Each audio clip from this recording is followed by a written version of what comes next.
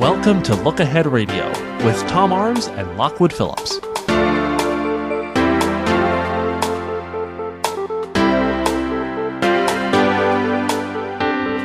Viewpoints around the world here on the talk station FM 107 AM 1240. Every Wednesday evening, we're joined by Tom Arms of LookAheadNews.com and, of course, Look Ahead News Radio.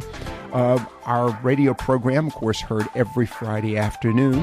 So with that, Tom, good afternoon, and thanks for taking the time to be with us, sir. As always, it is a pleasure, Lockwood. Well, it has to be a great pleasure after last night's speech, which is still resonating here in the States. And as we begin the program, of course, we normally mention the weather, so we'll start with that first. How's the weather in London? And then we'll move on to the other topics. Miserable, wet, cold, miserable. Well, that's normal. Humbug. That's normal for this time of year, is it not? I suppose so, but it's still not very nice. All right. Well, it's nice here. We're experiencing some fascinating spring weather, a little unusual for this time of year, but we're also experiencing a real rush of excitement as a result of last night's speech. And I'm curious, it is fairly early. That speech happened 9 o'clock our time, so that would be 2 a.m. your time, 2 or 3 o'clock. Well, 2 a.m. your time. My question is, what has been the news, the coverage of the speech last night by the president? It's been fairly straightforward. There hasn't been enough time to get much in the way of comment. I spent the day talking to economists and political scientists and people like that to try and get their reaction, but there hasn't been time yet to get comment in the newspapers or anything like that. That will be coming out tomorrow. The government's, well, they all say, well, he made a speech. They're not really saying more than that. It's not their job to. I think that generally speaking, it was reasonably well received in the sense that they thought it was great that he has avoided the rhetorical flourishes of the past and that he came over as being more presidential and statesmanlike, and that was appreciated. And however, that there were various things that were said which they didn't completely like. They noted, for instance, that he said NATO was a cornerstone of American foreign policy, but that he qualified it with the normal thing, which they've come to accept, which is as long as you pay money. Right. Well, there is some issue there, but continue on. Yeah. The other thing was they are concerned about the cuts in diplomacy and the increase in military spending, the emphasis, if you like, on a military solution as opposed to a political solution or military solution on its own, while cutting back on the political solution, because really the two should go hand in hand, is the argument. Okay. There's also concern that the budget proposals are going to be very difficult. One person described it to me as guns, butter, and bridges. I love that. And the last person to try a guns and butter approach was LBJ back in the 60s, and it didn't work. And also the emphasis on singling out immigrants for crime. That the formation of this voice organization, right? They think it creates this atmosphere of hate towards immigrants, a climate, if you like. And although he makes noises about, we're opposed to hate climate, the general atmosphere has been created by the organization of things like Voice. Well, I think this is very important, and I appreciate your observations. And I just want to make mention of this. By the way, we're doing this program pre-recorded due to a variety of commitments, both on my part and our guest part, or our actually more than our guest, our host, Tom Arms of Look Ahead Radio. and LookAheadNews.com. So this portion of the program has been pre-recorded, and some folks may want to call in, so I want to avoid that this afternoon. Tom, the other aspect of this, and one that I was really stunned by the smoothness of his delivery and the absence of, quite frankly, any oratorical faux pas, at least in my impression. And there have been some amazing observations about this. In one case, Chris Wallace noted that this is something of historic event. He was very impressed by the oratory last evening, and Van Jones himself was stunned by both the delivery and the reaction. The other aspect of this one, I just have to make mention of this, and you may not be aware of this, and again, we're talking with Tom Arms in London, so there's a 5-hour differential there. As of right now, the stock market has just gone orbital at 300. It skyrockets 300 points higher, and it's breaking above 21,000. And we're also seeing stories that other foreign governments are impressed with the economic indications of this presidential speech last evening, which is really a surprise because it was a speech. It wasn't as if anything necessarily happened, but it will be interesting to see how this resonates across Europe. We'll get to those details later. But very quickly, Tom, looking at that and, of course, the continuing criticisms that we have talked about in the past related to the U.S. and particularly in this case, President Trump, has there been any mitigation or opinion changes about the U.S. at this point? I think you're right in saying that they're very impressed with his delivery. And that means a lot compared to what he's been delivering in the past. Mm-hmm. He came over, as I said before, much more presidential. However, a lot of the substance, although watered down a bit, has not been watered down enough. He has to claw back an awful lot. He started off on a very bad footing. That's interesting. Okay. One thing in particular which has been noted here was he, without actually mentioning the EU by name, he did come out very much against the European Union, saying that he much preferred to deal with nation states. Right.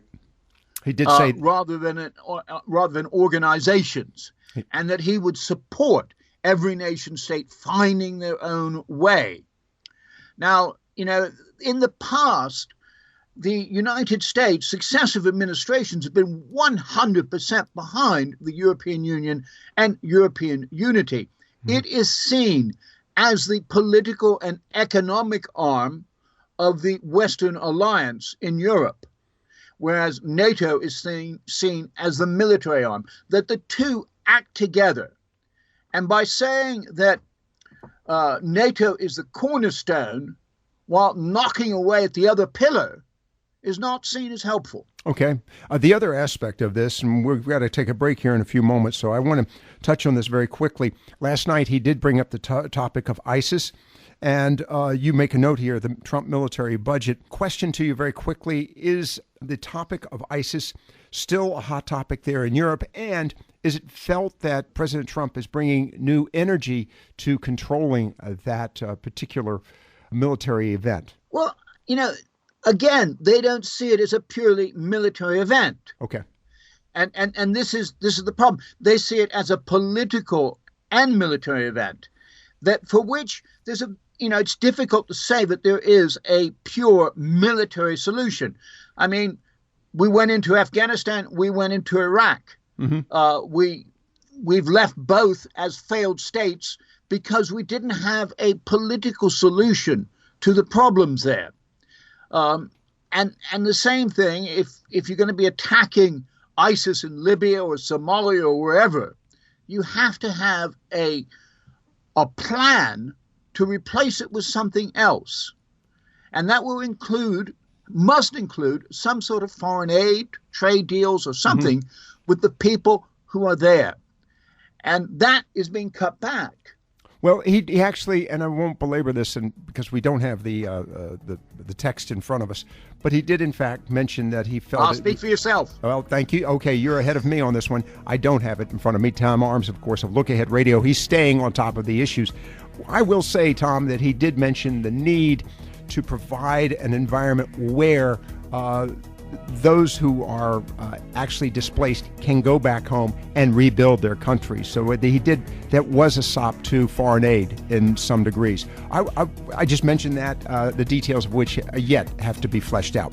We're going to get devil's in the detail. Always the case. You're listening to Viewpoints Around the World with Tom Arms of Look Ahead Radio and also LookAheadNews.com. Look Ahead Radio will return in just a moment. This is Tom Arms with LookAheadNews.com's expanded world analysis for the week beginning the 6th of March. Look Ahead broadcasts tomorrow's news today so that you can plan to participate. It's a busy week for the British Parliament. The House of Lords on Tuesday tables more amendments to the government's Brexit bill. The upper chamber has already angered Prime Minister Theresa May by passing an amendment guaranteeing the rights of EU citizens resident in the UK. In the House of Commons, it is Budget Day on Wednesday. Chancellor of the Exchequer Philip Hammond is expected to deal with cuts in welfare spending, business rates, and the problems of the National Health Service. Across the Channel at the Palace of Versailles, German, French, Spanish and Italian leaders meet on Monday to discuss EU reforms in preparation for the 60th anniversary of the Treaty of Rome, which created the European Economic Community. The Versailles results will be discussed at a meeting of all 27 EU heads of government on Thursday and Friday. The refugee problem will be discussed at the European Court of Justice on Tuesday, when the court rules on the legality of the Belgian government's refusal to admit a Syrian refugee family who had obtained a humanitarian entry visa. Other big court cases next week include the appearance in a Kansas court on Thursday of Adam Purinton, the U.S. Navy veteran who allegedly opened fire on 2 Indians, killing one and injuring the other. The Ukrainian government takes Russia to the International Court of Justice next week, claiming that by backing rebels in East Ukraine, Russia breached the International Convention for the Suppression and Financing of Terrorism. The Russian-Turkish rapprochement receives a boost on Thursday and Friday, when Turkey's President Erdogan visits Moscow to see President Putin. The two men will discuss visa liberalization for Turks visiting Russia, as well as their cooperation in Syria. In the Asian subcontinent, election results will be announced on Saturday of recent polls in Manipur, Uttar Pradesh, Punjab, Uttarakhand and Goa. The elections are being viewed as a mini-referendum on the policies of BJP Prime Minister Narendra Modi. Sioux Indians march on Washington next Friday to protest against the controversial Dakota Access Oil Pipeline. The Sioux claim that the pipeline desecrates sacred sites and pollutes water. Their concerns will be discussed at a meeting of the Senate Indian Affairs Committee on Wednesday. And that was next week's News Today, so that you can plan to participate in the world around you. Stay tuned for Viewpoints Around the World with myself and Lockwood Phillips. Welcome back to Look Ahead Radio. Here is Lockwood Phillips. Viewpoints Around the World this afternoon. This portion of the program has been pre-recorded to accommodate some meetings for both our offshore, our foreign editor, Tom Arms of LookAheadNews.com. And remember, you can log on to that website, go to LookAheadNews.com and get regular briefings, get tomorrow's news today by simply going to LookAheadNews.com or go to their radio site. And also, just to remind you, you can hear it every Friday here on the talk station, Look Ahead Radio. Tom, so many other things to talk about. I want to touch on one item here you've got, and we'll just very briefly. Indian reaction, shooting in Kansas. Tell us what is happening there. Well, one newspaper said Trump had blood on his hands. A big Indian Bollywood star called Siddharth, right, who has 2.5 million followers, said, "Don't get angry. I mean, don't get angry, or if you do get angry at Trump, he's creating hate. He's creating a climate of hate." That is the reaction in India. Having said that, the government of Narendra Modi has consistently supported Trump. On this particular issue, they have sought reassurances that Indians will be protected. Okay. But they've consistently supported Trump because they are supported by the Hindu majority in India. They're a Hindu party. Mm-hmm. And the Hindus don't get on well with the Muslims, in particular with Pakistan, which was created as a Muslim state out of India. Right. And so they see Trump's anti-Muslim or anti-Islamic rhetoric as being to their advantage in the conflict within South Asia and their relations with Pakistan. So having said all those things about people being angry, and they are angry, the government will probably continue to be pro-Trump for those reasons. Now, this shooting, of course, occurred in Kansas. This is being seen this got major play in India and around the world, I gather? It absolutely did get major play in India. I write for a newspaper in India. I do a fortnightly column for them. The newspaper's called the New Indian Express. And it just so happened they asked me to write an article on how to impeach the president. Wow. This was before the shooting, but it was published on the day of the shooting, and it got a lot of coverage. Interesting. Timing is everything.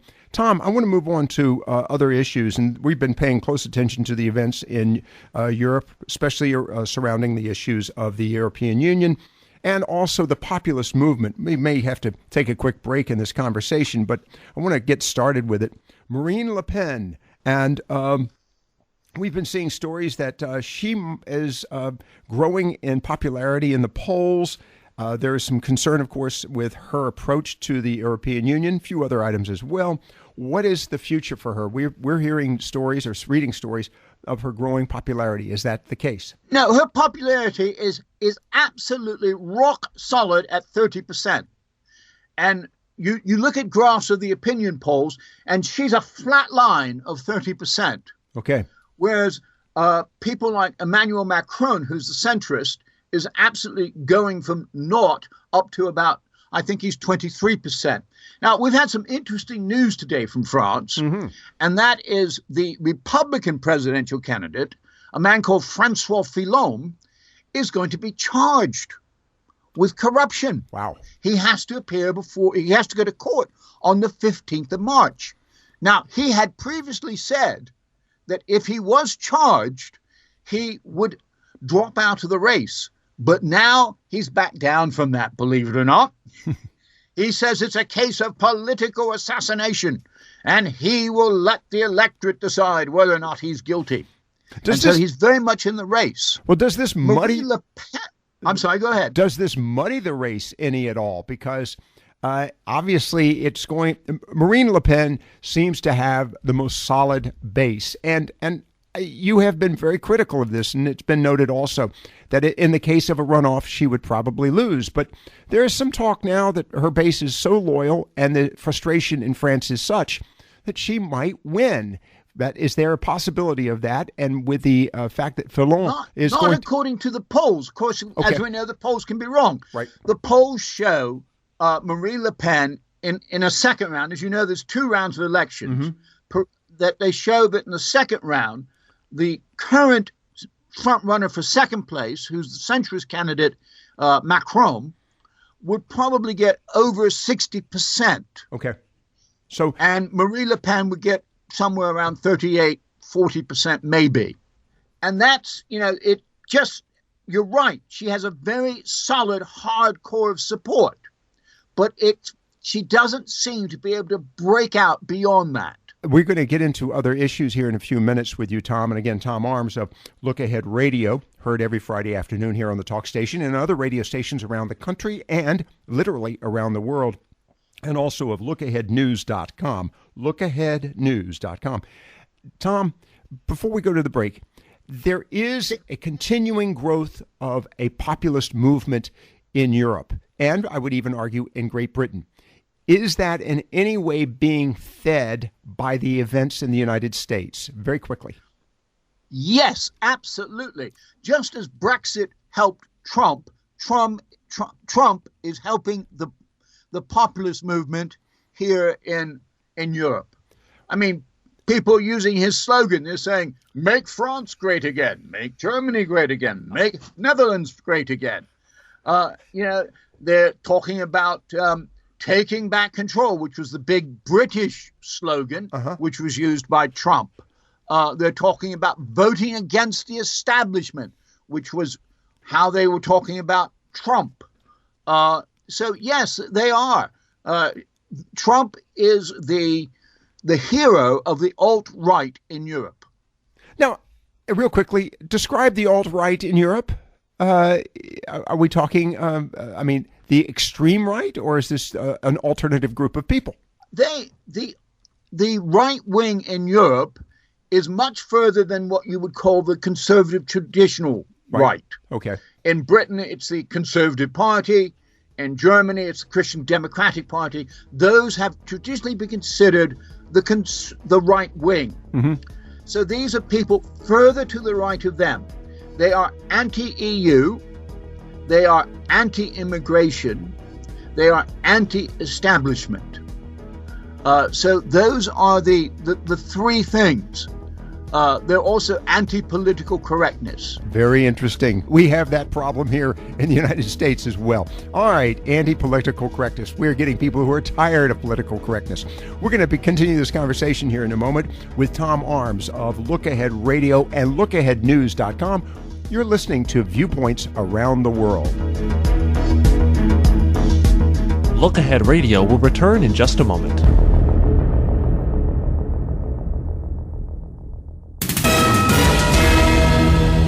We now return to Look Ahead Radio. Here is Lockwood Phillips. Viewpoints on the talk station FM 107 AM 1240. Viewpoints around the world with our foreign editor, Tom Arms of LookAheadNews.com, and also Look Ahead Radio with us this evening. Again, this portion of the program has been pre-recorded to accommodate some meetings and other activities we both have this evening. He in London, I here in the States, where, of course, we are celebrating a phenomenal presidential speech last night with, by the way, I have to just mention this to Tom, we're looking at the stock market here in the States, over 21,000. Record. All right, Tom, let's go back to the issue in France very quickly. I've seen a note here, Marine Le Pen financial scandals, and we were talking about that related to one of the candidates, Fillon, I think it was. What's the status with her? Does she have any activities associated with this scandal before we move on to other things? Yes, she's had several of her former aides come out and say that they were being paid money out of her European parliamentary budget for work they never did. And we're talking about hundreds of thousands of dollars. And so she's involved in as big a scandal as Francois Fillon. This is not going to help her. The only one who seems to come out of this well is Emmanuel Macron. And probably the only reason he does is because he's only 39 years old. Okay. And he's only spent 2 years in government. He really hasn't been around long enough to be touched by scandal. Okay. Well, scandals, of course, are not unusual in French politics, or for that matter, in many instances, even in European politics. It usually involves ladies, or someone of the opposite sex, men or women, whatever. All right, let's move on to other issues. I want to stay with Europe for a few more minutes. Let's talk about the Netherlands, also a country that has been very opposed to the EU, if I'm not mistaken. And we got to move on to the issue in Germany as well. But what about this situation in the Netherlands, and how influential could that be in the future and the existence of the European Union? Well, here we have a man called Geert Wilders and his Freedom Party. Geert is probably the most alt-right of the alt-right leaders in Europe. Mm-hmm. He's actually been prosecuted for hate crime, not once, but I think 2 or 3 times. Wow. And it looks like he's going to win the most votes in elections, which are coming up in a couple of weeks. However, because it is a proportional representation system, he won't win enough, or highly unlikely that he will win enough, to form a majority and a government. And every other party has said they will combine against him. Now, the question is, why? Why is he so successful? And I think you've got to look at the history of the situation of immigration in Morocco, because that is what is driving this forward and driving Geert Wilders forward in the Netherlands, and that is immigration.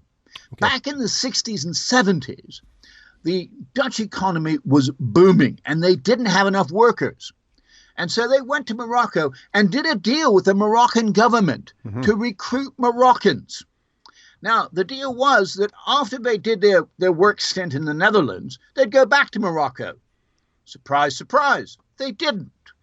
But because they had this agreement with the Moroccans, the Dutch government had no system in place for assimilating these Moroccans.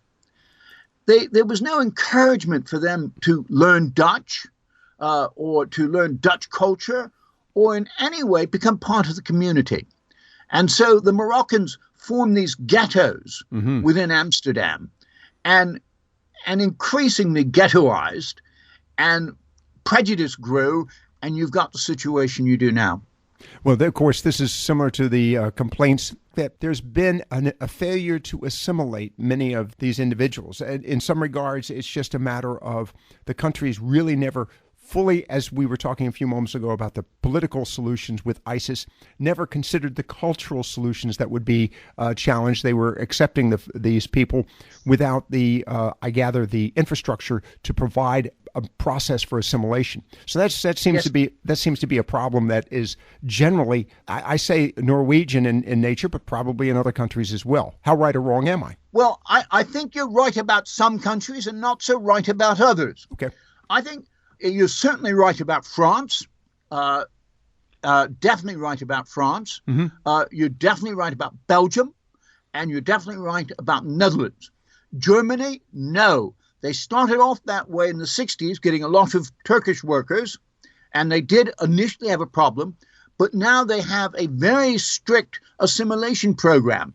All the immigrants who have been brought in the last year have been told that if they don't learn German, if they don't learn something about the culture, and they will be examined after 12 months, they face being deported. Wow. That's impressive. Yes. Now, is that Chancellor Merkel's decision, or that is Chancellor Merkel? Now, and Sweden has a similar situation. You know, I know that Trump has been going on, and I had this argument last week with people, but Sweden does not have this acute problem that Trump says they have. I'm sorry, he's wrong. Well, that's fine. And so's Fox News. They are wrong. Okay, and Sweden is the same. Britain also had the similar problem for many years. To become a British national become a British citizen, if you came from Bangladesh or Pakistan, all you had to do is fill in a form and pay like $10. Now you have to show that you've learned English. You have to pass a cultural test, and it's almost $2,000 to get your nationality. That's something that actually would resonate in this country. The challenge, of course, here more than anything is the issue of the flow of illegal immigrants versus legal immigrants. But I think that's very interesting about what you're telling us there in Sweden and Germany. As a matter of fact, let's go to Germany. And of course, I read with interest an issue associated with hate crimes, actually folks going to prison for espousing terms or comments on digital media. But I see a note here, massive rise in hate crimes in Germany. Of course, Ross and I are always questioning, when was the last time you ran into a love crime? We kind of think that all crimes are perpetrated on hate, and we just think that this is a sop for political correctness. But let's talk about this. Massive rise in hate crimes in Germany? Yes. Ever since, in fact, over the past 18 months, since they started allowing the 1 million refugees in, they have had 10 attacks a day on the refugees. 560 people have been injured, including 43 children. Why is that? Well, basically, it's from people on the far right who are opposed to immigration. Now, are they opposed to immigration for cultural purposes, or are they fearful for their jobs, the economy, and the impact that these refugees... Well, it's difficult to say. Okay. You know, different people have different reasons, don't they? We all suffer from the same problem, and that's the problem of individual concerns. And so some people would be simply because they're fearful of their culture. Some people because maybe they even did lose their job to a refugee, or they know someone who did. the German economy is not doing that badly. One of the reasons that Angela Merkel actually wanted to have all these people in was because she needs the workers for the German economy to grow. Right. They're actually short of labor. Tom, there's been some stories I've read recently, and you may have some information about this, but really it's more the flavor, that Chancellor Merkel has begrudgingly, and that's what I gathered from the story, begrudgingly offered to run again. Is she really committed to running? And because she has been the stalwart proponent for the European Union. I'm just going to use her as the point of the spear, if you will. Is she really interested in running again, or is she getting tired? I think she's getting tired. It would be her 4th term. It's a long time, and it's a hard job. But she's very committed to the unity of Europe, and she sees it under threat. It's under threat from Brexit, and although you will argue with me about this, she feels it as being under threat from Trump. And so she's determined to fight for European unity. That is her main reason for wanting to run again. She would prefer to slip quietly into retirement. And I think after 3 terms, she probably deserves it. Absolutely. She's been an outstanding chancellor.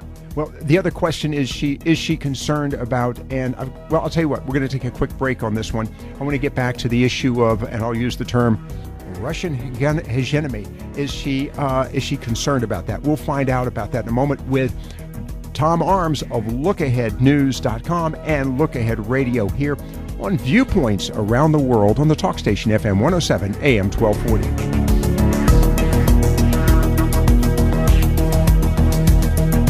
Look Ahead Radio will return in just a moment. Observations of an Expat by Tom Arms from LookAheadNews.com. Donald Trump's economic policy is guns, butter, and bridges. At the moment, the United States ratio between its public debt and what it earns as a country every year is 104.7%. That means the government owns 4.7% more than the country earns. If America was a business or a private household, the bank manager would be strongly advising Uncle Sam to earn more money and or cut expenses or file for bankruptcy. Now, Donald Trump wants to increase defense spending by 10%, maintain welfare spending, spend trillions on improving American infrastructure, and cut taxes.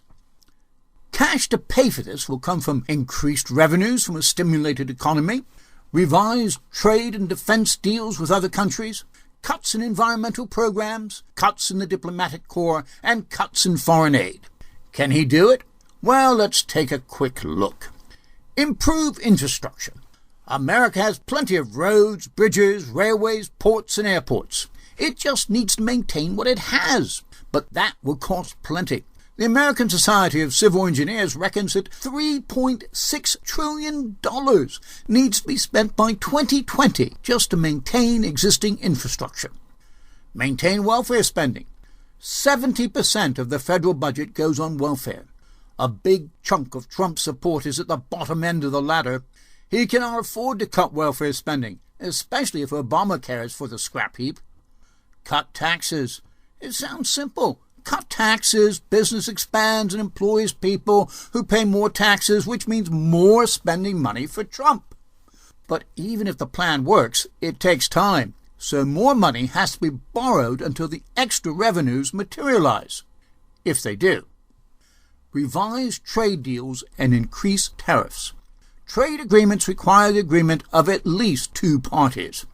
If one side, we'll say America, decides to unilaterally raise tariffs, then rest assured that the other will retaliate. The clear result will be higher consumer prices. More money from allies. He who pays the piper calls the tune. American generosity, which is not as generous as Trump claims, allows it to call the major shots on policies of its Asian and European allies. There are already growing movements in both regions to develop defense policies that allow Japan and Europe to have foreign policies more independent of Washington. Demanding more money will increase that shift. Increase the nuclear arsenal. SALT 1, SALT 2, ABM, NNPT, INF, CTBT, and START, all acronyms for nuclear agreements which took decades to negotiate, all designed to drag the world back from the abyss of the most frightening acronym of all, MAD, or Mutual Assured Destruction. Wipe out ISIS. How? It sounds so simple, but how do you destroy a religiously inspired, hydra-headed monster that pops up in another unstable part of the world every time you've crushed it somewhere else? The sword is not enough, which brings us to cut diplomacy and aid budget. Surely Afghanistan, Iraq, Somalia and Libya have taught analysts that militarily overthrowing regimes and walking away results in political vacuums which are filled by even worse alternatives. Diplomacy, trade, foreign aid and the military must work hand in hand to either prevent war or repair war damage so that fresh conflicts do not occur. Overemphasis on the military creates a destabilizing and extremely expensive downward spiral. In the 1960s, President Lyndon Johnson launched his Great Society. At the same time, he threw America into an open-ended and ultimately disastrous war in Vietnam. Guns and butter, he called it, and he assured the American people, we can afford it, we're rich. Successive American presidents have had to grapple with his economic legacy ever since. Welcome back to Look Ahead Radio. Here is Lockwood Phillips. Viewpoints on the talk station FM 107 AM 1240. Our program this afternoon has been pre-recorded to accommodate, some commitments I have, as well as Tom Arms of LookAheadNews.com and Look Ahead Radio as well. Tom, the topic, and I just touched on it very briefly. We've got other things to go to. The issue of the growth of Russia, its efforts possibly to expand its territories. Is that a concern for Angela Merkel? And does she see herself as being, if you will, the one political leader to stand firmly against President Putin? Yes. She's certainly very concerned. Okay. She doesn't trust Putin. As I said the other week, she speaks fluent Russian. She talks to him all the time. And she keeps saying she keeps being lied to by him. Okay. She was a major force behind the deployment of forces in Poland, which took place just a few weeks ago. Right. And she is a major force behind backing the Baltic states in beefing up their forces.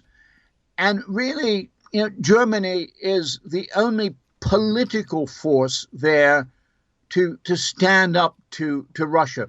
Britain, to a certain degree, is pulling back because of Brexit, although it's still keen on NATO. It's not taking part in the political discussions like it used to. Right. And so that really leaves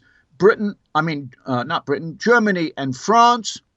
Italy is in no position. It never has been, but it's particularly in no position now because of its economic problems.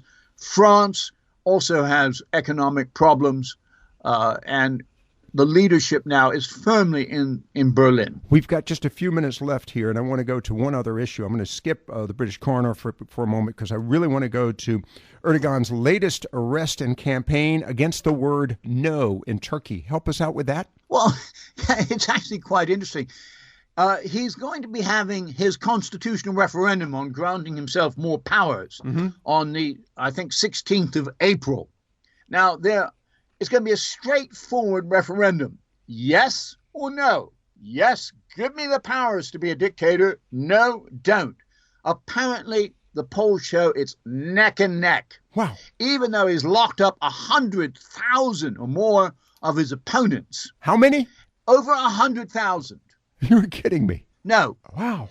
The latest one was a German. He locked up a German journalist.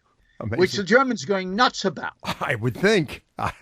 This is. But they claimed he was putting out terrorist propaganda. Right. Anyway, so they have tried to reduce the word no from the vocabulary, the public vocabulary, on all of the cigarette packets. You know how it normally says, do not smoke, Right, right. it's bad Yes. for your Yeah. health. Yeah. It used to say on the Turkish cigarette packets in great big red letters, no, do not smoke. They've taken off the word no. All right. At the government's orders. Why? Because they don't want people to think negatively. Oh, amazing. There was a big film, a Chilean film, which was nominated for an Oscar, I think. The title of the film was No. It was all set to be released in Turkey when the government turned and said, no, you cannot have that film here in Turkey. All right. Tom Arms of Look Ahead Radio and LookAheadNews.com. Amazing what we're hearing. That's why we enjoy having him. Let's wrap it up, Tom, with buy an apple and grow an ear. Help us out. Yeah, I thought I might throw you that one.